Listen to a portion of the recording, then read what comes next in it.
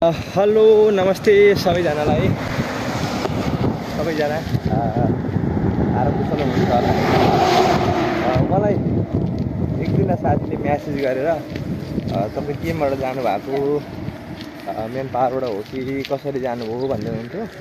म मेन पावरबाटै भनौँ न, मेन पावरबाट एउटा चिन्जानको मान्छे हुन्थ्यो, उहाँसँग चाहिँ सम्पर्क गरेर आएको। तर धेरै नै लगभग 4 वर्षै झुल्यो, पैसा फस्यो 4 वर्षसम्म।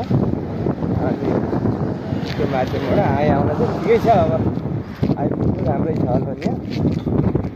फेरि यहाँ कमाइ चाहिँ तपाईँको त्यही नर्मल आउनु पनि 400 देखि 500 बेसी हुन्छ, धेरै हुँदैन होइन। तपाईँहरूलाई अब कसैलाई चाहिँ अलिक बेसी नै हुन्छ भने होला, सबैको हुँदैन, काम अनुसार हुन्छ। अलिकति सेक्युरिटीहरूमा अलिकति कमाइ हुन्छ, नभए होटेल लाइनमा अलिकति बेसी कमाइ भयो भने अलिकति हुन्छ, नभए त्यति साह्रो हुँदैन।